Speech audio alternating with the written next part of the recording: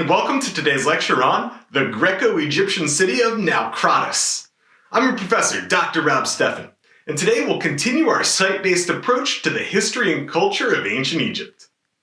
During the first millennium BCE, Egypt, during the Third Intermediate Period and the Late Period, was coming into a huge variety of cultures from throughout the Mediterranean, the Near East, and North Africa.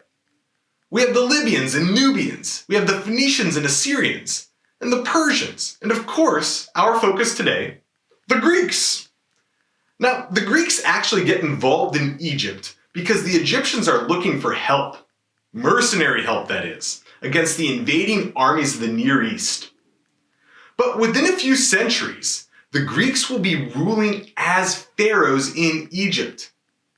So today we'll look at the first domino in that process, the very first Greek colony in Egypt, Naukratis.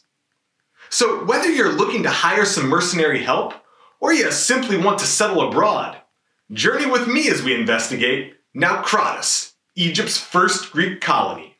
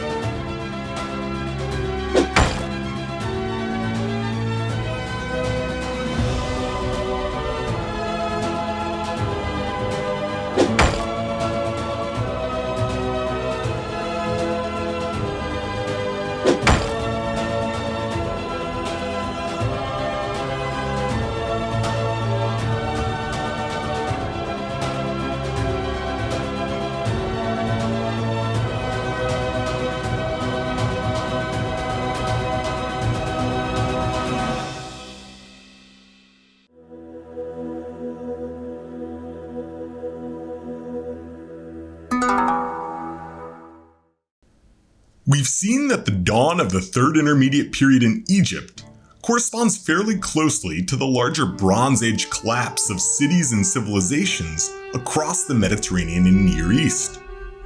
Greek city-states like Mycenae and Tiryns were destroyed, Minoan palaces like Knossos fell, and the Hittite capital of Hattusa was burned.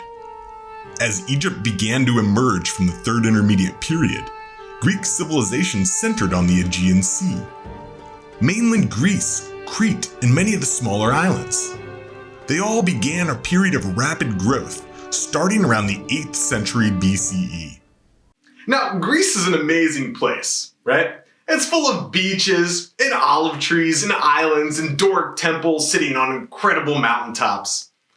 What it's not great for, though, is farming, especially when it comes to grain. So as Greek populations grew during the 8th and 7th centuries BCE, adventurous citizens from various Greek city-states set sail across the Aegean, the Black Sea, and the wider Mediterranean to found new colonies. These were always specially connected to their mother city, the founding city, very literally what the Greeks called a metropolis. The very first colony was on the beautiful island of Ischia, off the coast of modern-day Italy's Bay of Naples. This happened around 775 BCE, and it's from that colony that we have our earliest evidence of the Greek alphabet. A small cup with an inscription that says Aphrodite, the Greek goddess of love, will fall in love with whoever drinks from the cup. I should get myself one of those. Saucy stuff for the first ever Greek alphabet inscription.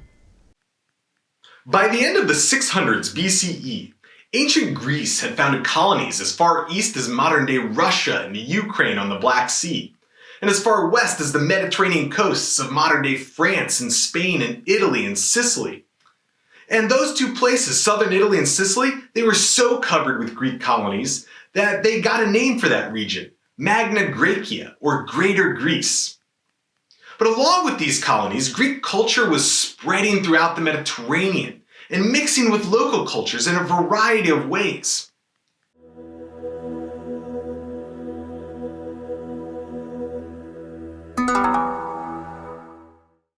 In many of the places where the Greeks set up colonies, the Greeks showed up with a higher level of social development, better technology, stronger weapons, and a more vibrant economy and a bigger population.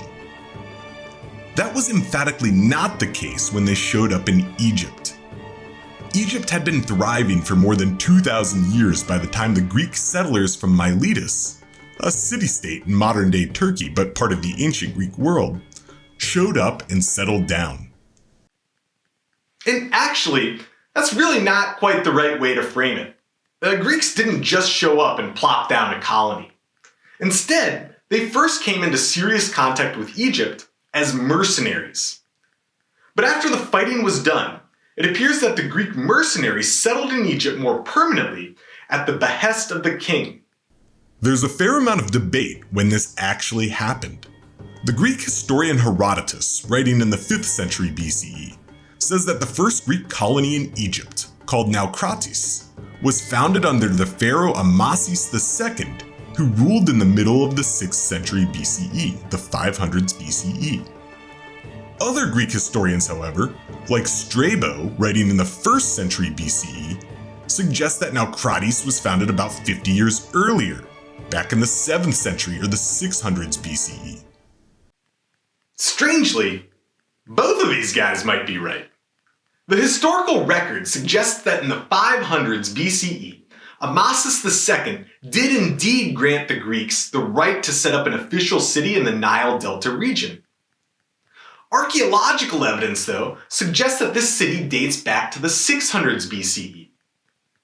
So what we think happened is that there was already a city there inhabited by all sorts of foreigners, Greeks and Phoenicians and Carians and other mercenary groups, and that Amasis' proclamation allowed for this to be officially incorporated by the Greeks.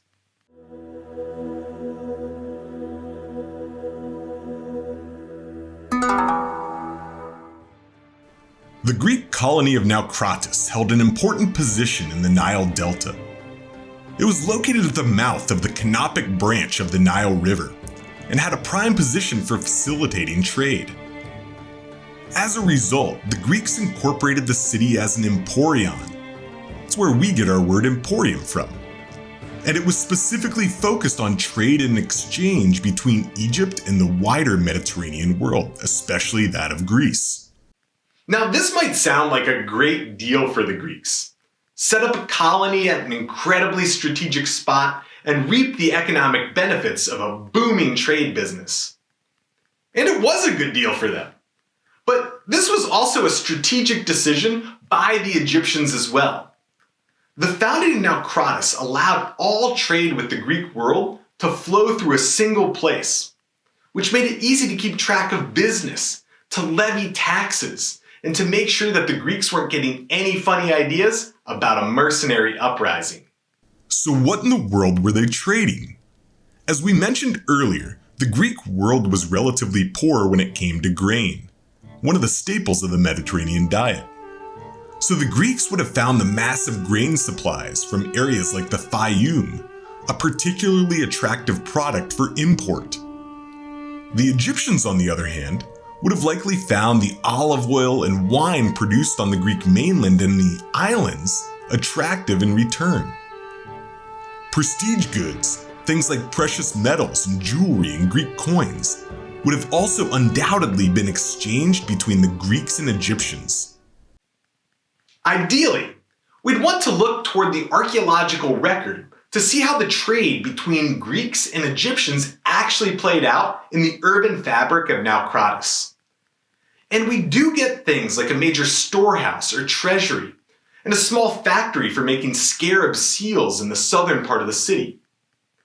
But part of the site remains underwater, and early excavators privileged religious structures, like the Temple of Apollo and Hera and the Dioscuri, at the expense of domestic quarters and economic structures.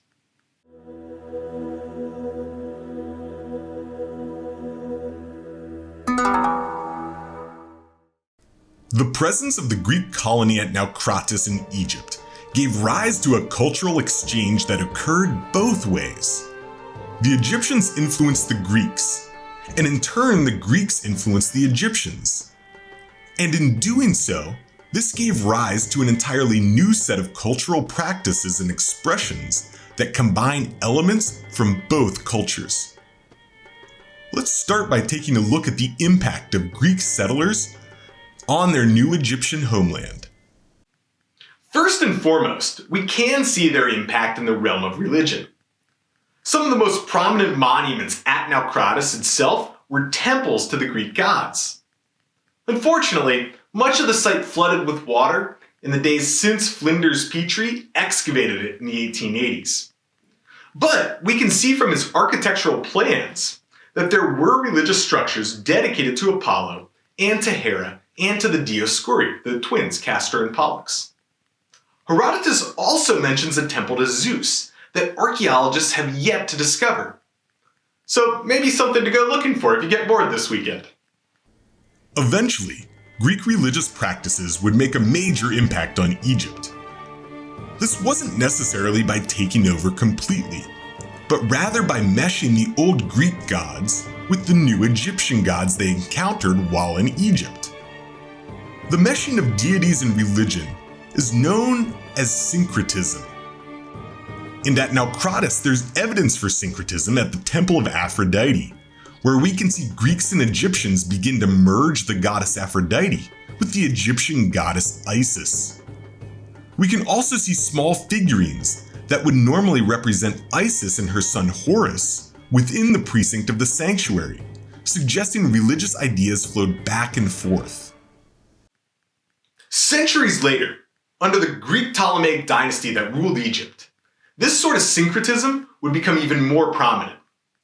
We'll get gods like Serapis that are supposed to merge Egyptian deities like Osiris and Apis with Greek deities like Demeter, Hades, and Dionysus. Really quite a mashup.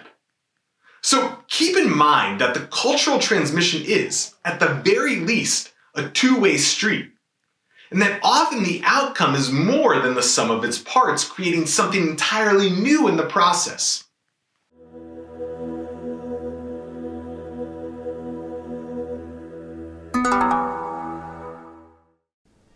If anything, Egypt had an even bigger impact on Greece, both on the Greeks living in Naukratis and on the larger Greek world.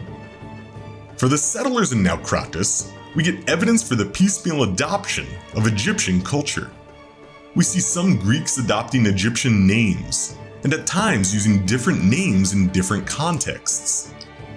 We also see Egyptian material culture showing up at Naukratis, in small finds like Isis figurines at the Temple of Aphrodite, and in entire workshops, like the faience scarab workshop and the alabaster workshop within the confines of the city.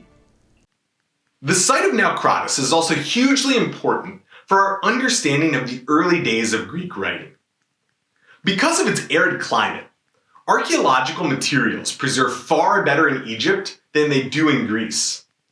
And we get some of the earliest evidence of some of the diverse dialects of early Greek. So for example, Ionian and Melian and Lesbian and Corinthian, from inscriptions that have been found at the site of Naukratis. Nowhere is Egypt's influence on Greece clearer than in sculpture.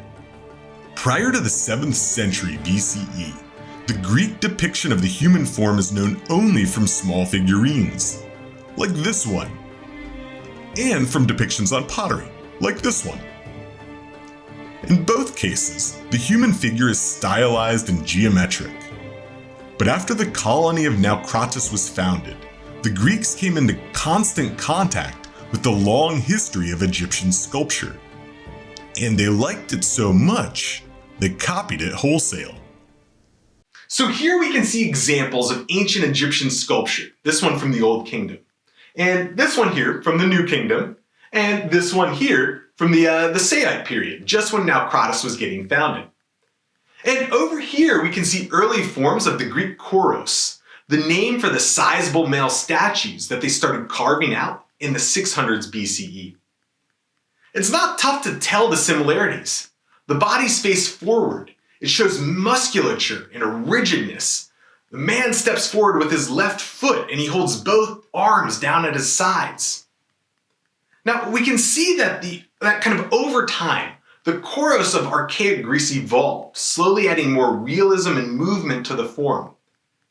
But it seems certain that the earliest life-size Greek sculptures of people were a direct result of their contact with Egypt at the site of Naukratis.